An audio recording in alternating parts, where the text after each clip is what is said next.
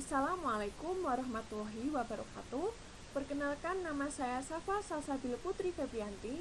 Nah, pada kesempatan kali ini saya akan menjelaskan jawaban saya pada problem 11.32 di bagian B pada buku John Koplis. Nah, pertama-tama kita tinjau soalnya terlebih dahulu ya. Topiknya adalah perbedaan antara distilasi diferensial dan distilasi flash. Sebuah campuran yang berisi 100 kg mol yang mana berisi 60% mol N-pentan sebagai komponen A dan 40% mol N-heptan sebagai komponen B yang diuapkan pada tekanan 101,32 kPa di bawah kondisi diferensial hingga 40 kg mol terdistilasi. Gunakan data kesetimbangan di contoh 11.32.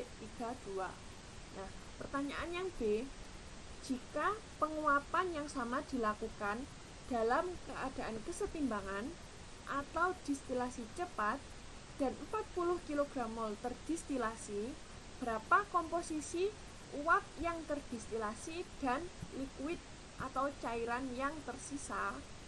Nah, sudah saya cantumkan data kesetimbangan N-pentan pada contoh 11.32.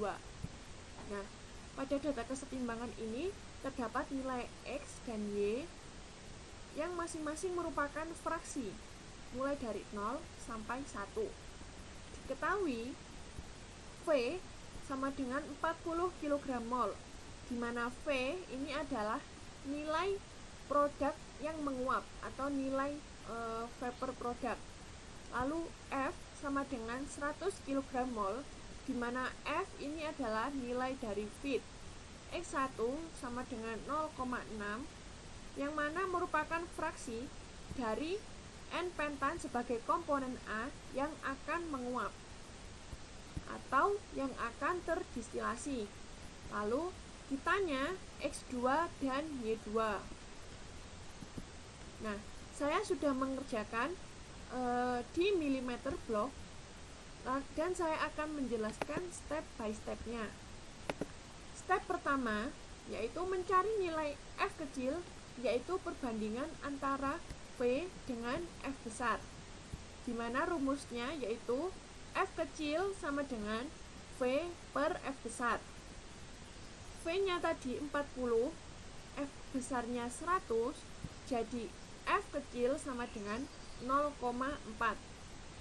Step kedua yaitu mencari nilai slope, yaitu perbandingan antara min Y dengan X.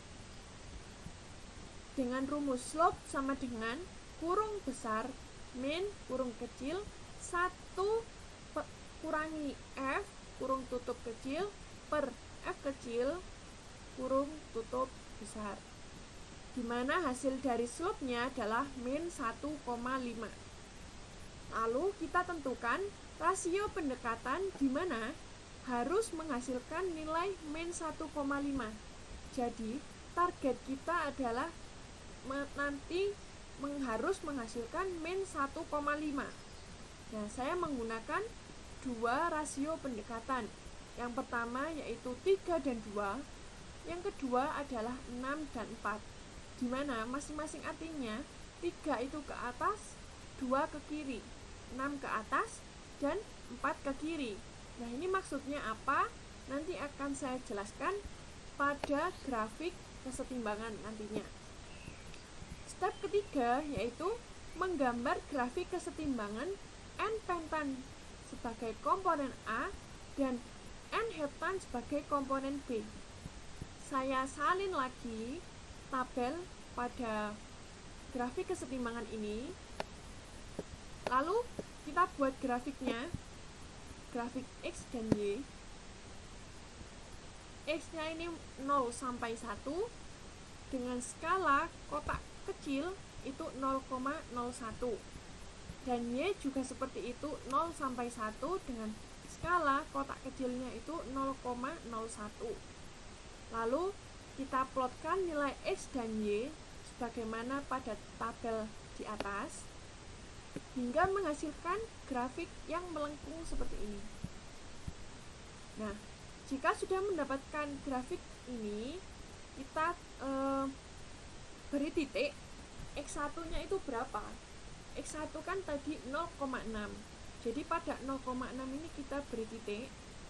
Lalu kita tarik garis ke atas hingga menabrak garis diagonal. Nah, maaf terlewat sebelumnya.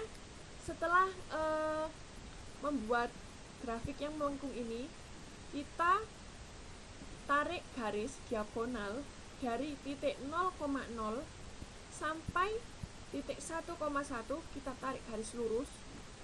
Nah, ini besarnya kurang lebih 45 derajat. Nah, kita lanjut lagi.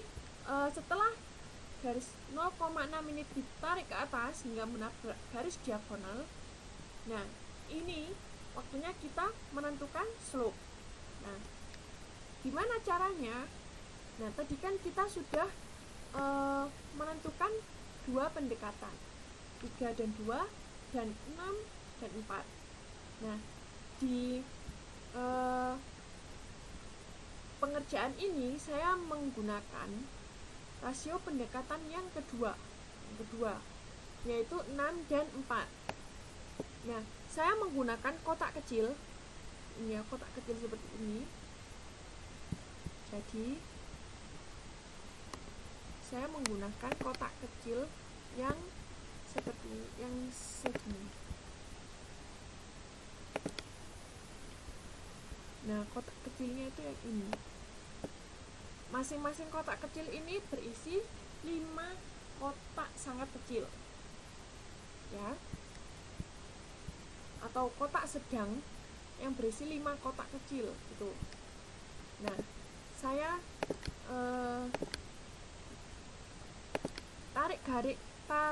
hitung kotak kecilnya ini tadi kan 6 ke atas dan 4 ke kiri.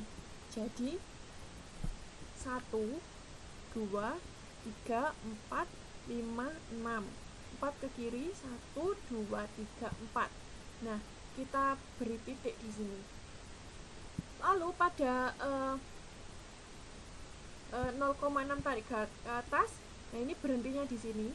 Yang 0,6 tadi kita luruskan di titik pendekatan kita tadi. Kita beri garis putus-putus. Nah, ini sebagai slope-nya. Slope juga bisa kita tentukan. Ini gimana kok bisa 6 dan 4 menghasilkan min 1,5? Nah, slope itu kan rumusnya sama dengan tangen, yaitu min y per x. Dimana kalau kita menggunakan rasio pendekatan yang kedua, y-nya ini adalah 6, min x-nya ini adalah 4. Jadi 6 per min 4 didapatkan hasil min 1,5. Begitu juga yang pertama, 3 per min 2 sama dengan min 1,5. Nah, jadi yang diminkan itu yang x, agar slope kita itu ke arah kiri. Tuh. Lalu setelah